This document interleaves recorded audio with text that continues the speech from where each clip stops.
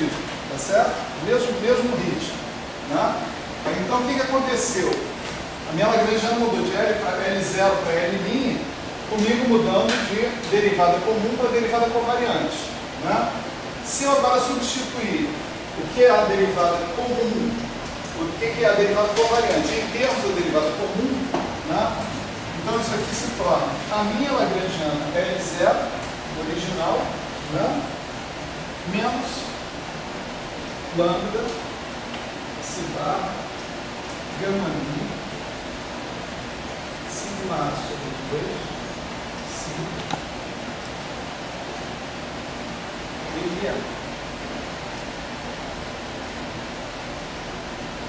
Certo? Olha só, eu ganhei um monte de correntes. Um monte assim, 3, né? Então 3 é um monte comparado com 1. Né? Tem um monte de correntes ali. Mas a modificação foi parecida com a modificação que eu fiz lá no eletromagnetismo. Só que eu ganhei uma corrente para cada campo desses que eu introduzi, cada campo BNA que eu introduzi. Ganhei 3 correntes associadas com os 3 campos. Essas JMA estão aqui. Vamos abrir aqui para incluir o lambda na definição de JMA. Tá certo? Se eu quiser saber as equações de movimento, né, eu vou ter exatamente o mesmo problema lá do eletromagnetismo. Esse cara que está aí não tem dinâmica para o campo BNA. Ou seja, as equações de movimento para o BNA me dão a seguinte equação: si barra gama mi sigma A sobre 2, psi igual a 0. O JMA igual a 0. Essas equações, se você trabalhar bem, você vai ver que também vão implicar que a solução é psi igual a 0 e acabou. Além do mais, o pior, BNA fica completamente indeterminado. A solução é psi igual a 0, BNA qualquer coisa. Isso não é aceitável. Então, mais uma vez, nós precisamos de dinâmica para os campos BNA, para essas novas partículas que vão aparecer aí. A forma da gente fazer isso vai ser inspirado no que nós fizemos lá no eletromagnetismo, que por sua vez se inspirou na relatividade geral. Nós vamos usar a derivada covariante para criar um objeto que depende de derivadas do BNA e que geometricamente tem a ver com a curvatura do fibrado. Né? Então vamos fazer esse comutador.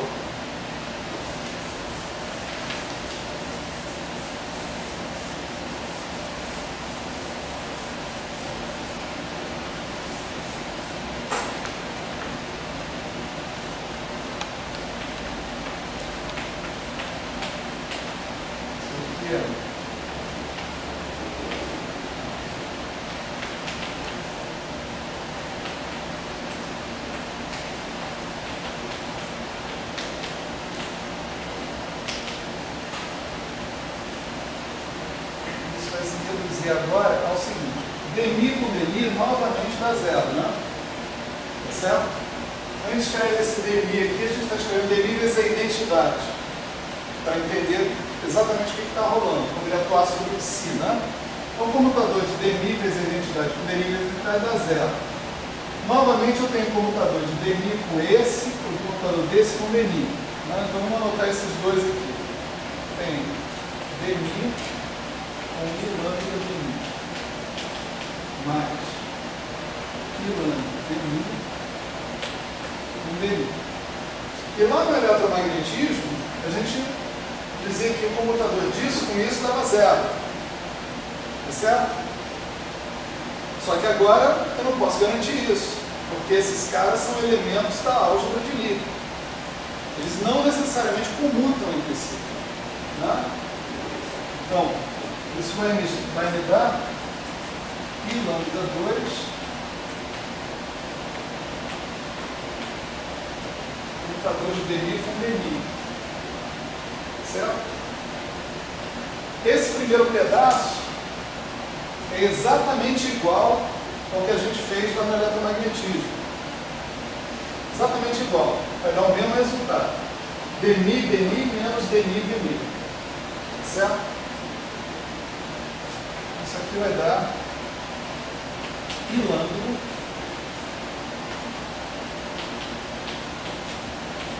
Isso aqui vem daqui, desses dois termos. Certo? E o terceiro termo eu vou ter que aturar.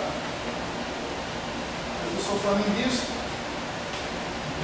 Já estou aturando tudo hoje, né? Então aturo mais essa, não tem problema nenhum.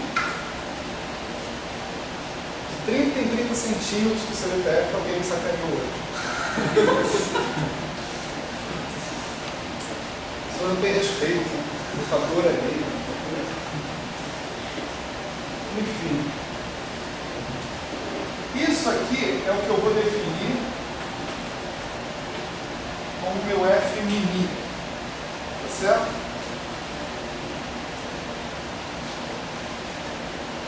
Agora, né, vamos lembrar que a derivada covariante é um cara que transforma como G, Dmi, G menos 1, né? De modo que a gente fez isso na aula passada para o eletromagnetismo. A conta que a gente fez vale exatamente igual ao que a gente faria agora. Então, a lei de transformação desse cara é assim.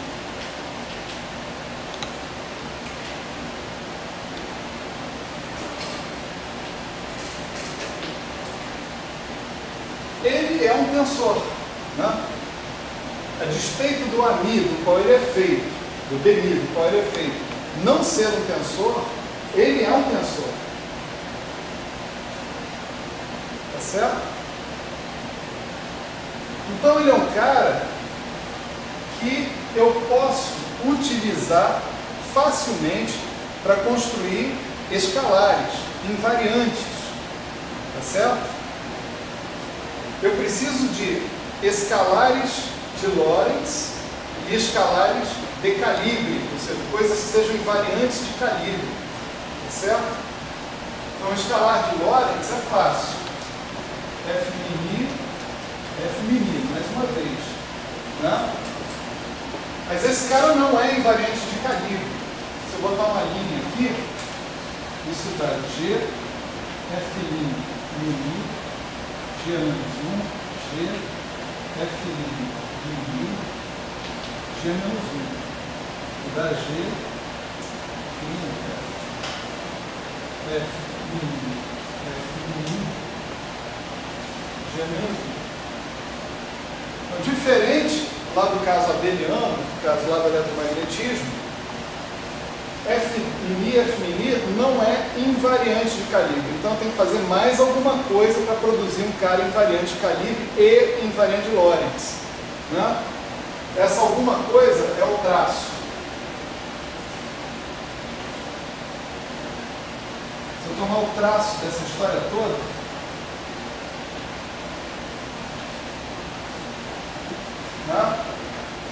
graças à propriedade cíclica do traço, esse G-1 pode passar aqui para frente, vai matar o G, e eu obtenho um cara, agora sim, invariante de calibre.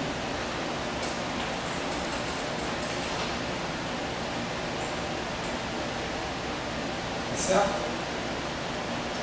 Então, esse objeto aí, ele envolve derivadas do campo amigo, aqui, ó, envolve derivadas do campo amigo, Dmi, né? Eu posso, calculando ele ao quadrado, eu vou obter um termo, pelo menos, que é um termo quadrático, que tem condição de dar um pedaço linear para as minhas equações de movimento. Isso é importante porque depois eu vou fazer teoria de perturbações. Eu faço teoria de perturbações em cima, né, a partir de uma teoria que eu saiba resolver. Se eu não estiver partindo de uma teoria linear, eu não sei o que fazer. Tá certo? Então, ele tem um pedaço que envolve derivadas e que, se eu fizer o cara ao quadrado, F', eu vou envolver esse cara apenas ao quadrado. Vai ter mais termos, mas vou ter pelo menos esse termo que é quadrático, que envolve derivadas. Né? Traço disso é invariante de calibre. Não estraga a simetria de calibre que está lá. E F' é um escalar de Lorentz. Então, também respeita a simetria de Lorentz. Tá? Então, daí eu posso finalmente escrever a minha Lagrangiana completa.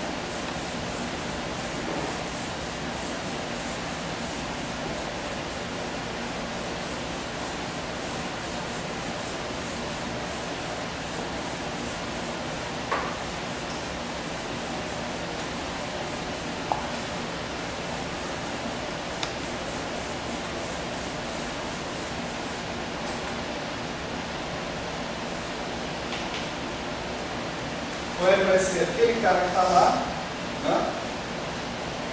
L esfera, mais, menos, né? Lambda, sigma, gama nu, sigma sobre 2, si, A, né? Menos, agora a gente coloca assim, ó, 1/2, já eu explico por quê. Temos 1/2 do traço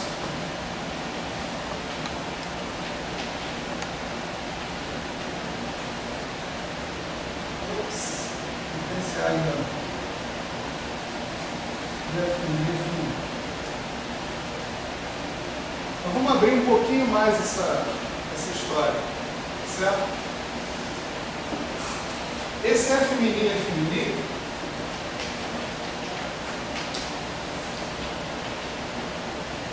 eu posso chamar, por exemplo, esse pedaço que está aqui de F' 0, certo? Então, ele é dado por isso aqui, ó, F' 0, F' 0, né? Mais I lambda, F' 0,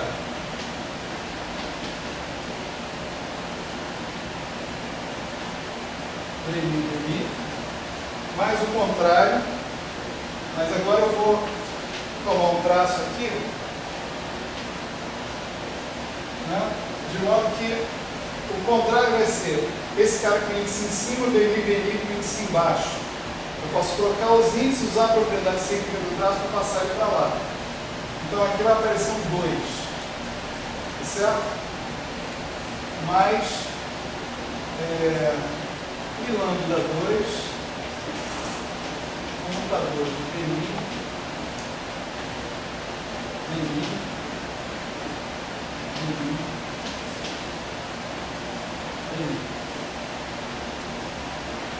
certo? Esse cara que está aqui é um termo quadrático, igualzinho ao que a gente tem lá no eletromagnetismo, certo? Que vai gerar equações de Maxwell, vamos dizer assim, né? Esses outros caras não são quadráticos. Olha só, aqui eu tenho 2Bs e no F eu tenho mais 1. Então, no total, esse cara aqui é um termo trilinear nos campos B. Certo? Esse cara aqui envolve 4 campos B. Então, tanto esse cara quanto esse cara são termos de interação.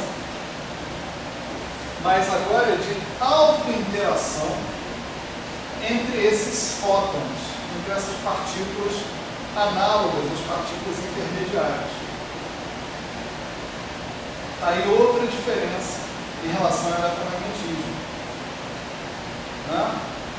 Quando eu promovi agora uma simetria não abeliana de global para local, eu ganhei mais de um fóton e eu ganhei também interação entre esses fótons.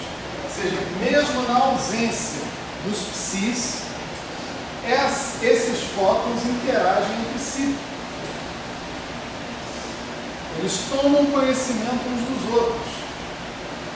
Certo? Mesmo na ausência do psi. Agora dá uma olhada no seguinte. O que dá o traço de sigma A, sigma B. Por exemplo, se eu tiver sigma 1 vezes sigma 2, né? Isso dá 2i sigma 3, se não me engano. Né? Traço de sigma 3 é zero, porque todos os sigmas têm traço nulo. Então, sempre que o A for diferente de B, tá? Devido aos produtos lá das matrizes de Pauli, esse traço vai dar zero. Se o A for igual a B, por exemplo, sigma 1 ao quadrado é 1, sigma 2 ao quadrado é 1, sigma 3 ao quadrado é 1. Né? Traço da identidade 2 por 2 é 2. Né? Então isso daqui dá sempre 2 vezes delta AB. E se eu estiver fazendo traço de sigma A sobre 2, sigma 3 sobre 2, então isso daqui vai dar 1 meio de delta AB. Tá certo? Bom, se o dmi, né, é um dma sigma A sobre 2, o que é o F'?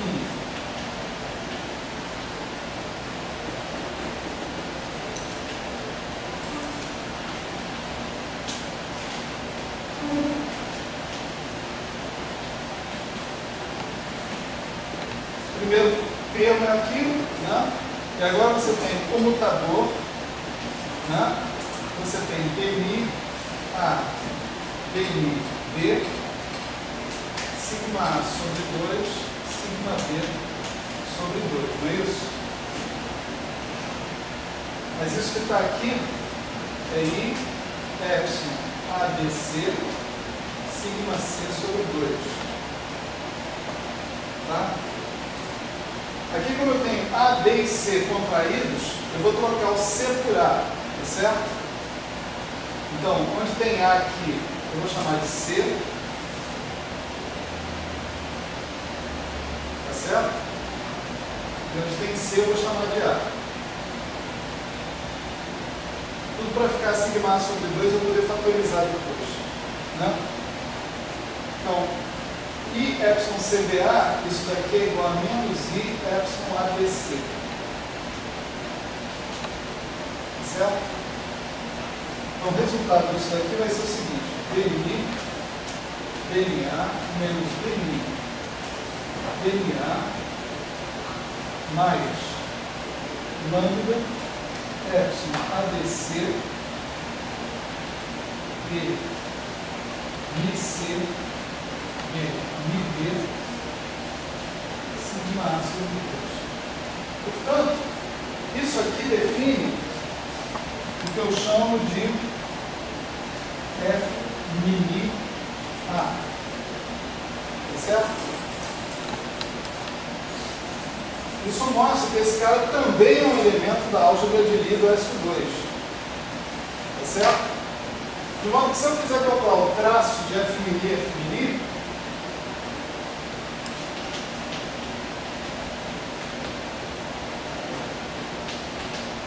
isso vai ser F mini A, F mini B, traço, sigma A sobre 2, sigma B sobre 2.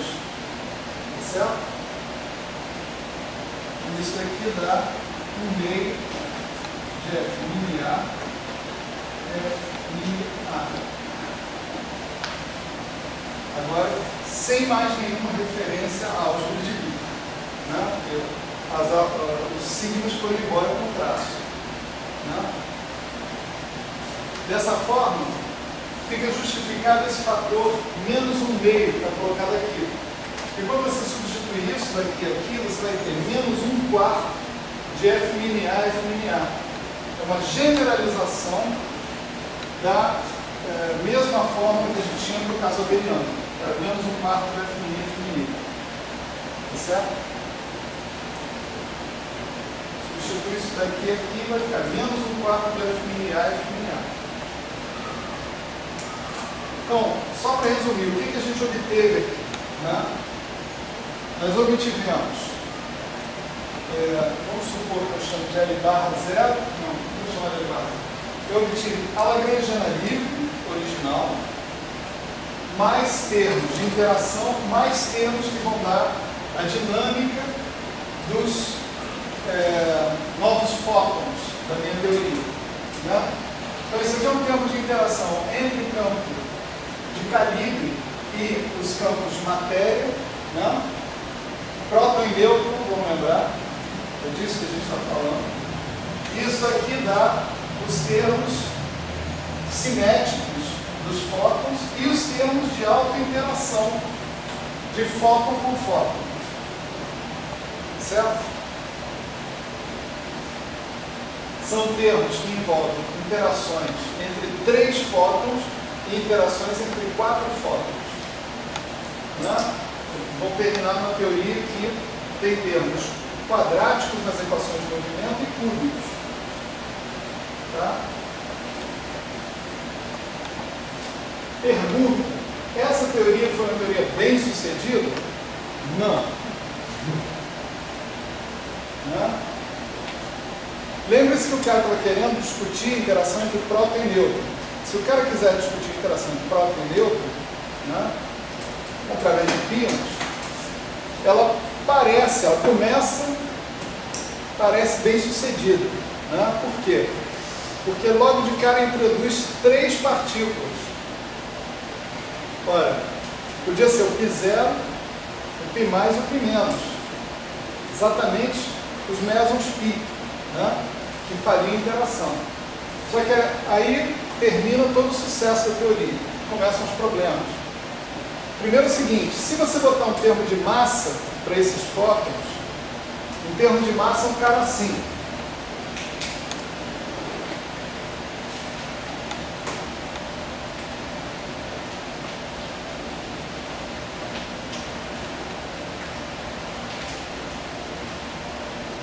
Uma coisa desse tipo. A minha não, dele. Esse termo é invariante não é invariante de calibre.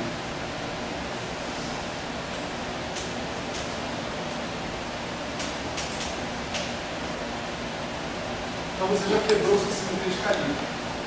Então não tem como pôr um termo de massa, um termo que descreva esses fótons, entre aspas, massivos, sem quebrar a invariância de calibre.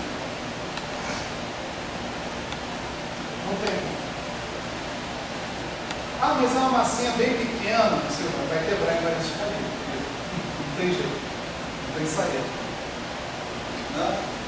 Ah, o termo de massa, o ΔM, né, também quebra a invariância de calibre.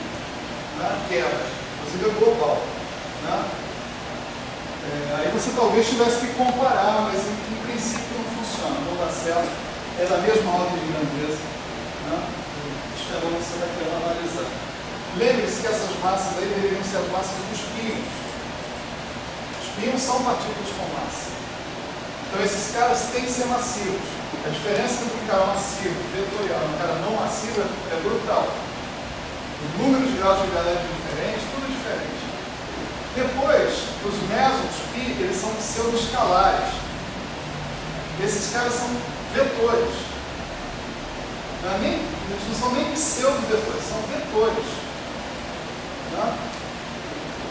Então, não tem esperança desses caras descreverem as interações fortes, de fato. Né? Infelizmente, é lindo, mas não se aplica ao fenômeno que você está querendo discutir.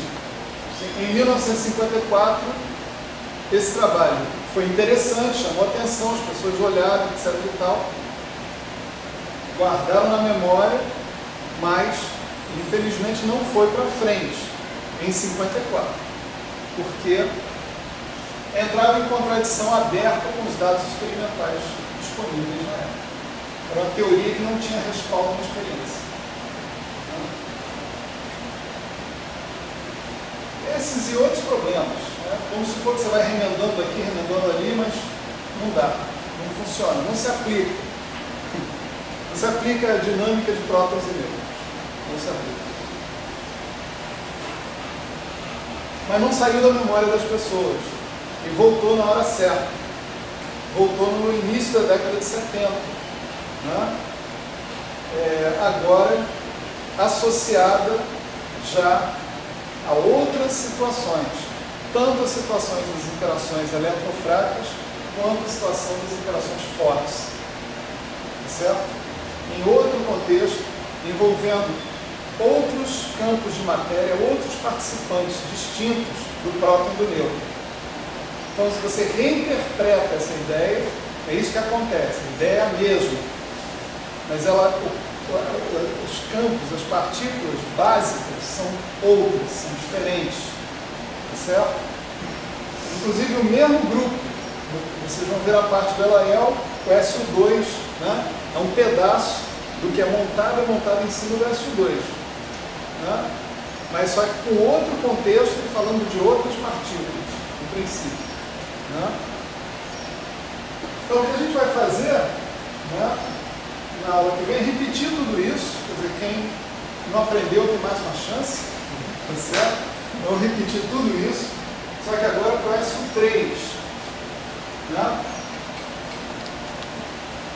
Por trás de uma proposta de um certo grupo tem uma física, né? E a gente vai ver que a física é outra, né, da história, né?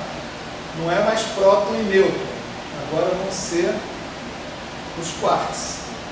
Vamos ver precisamente de que forma vão ser os quarks na aula que vem. Bom? Valeu.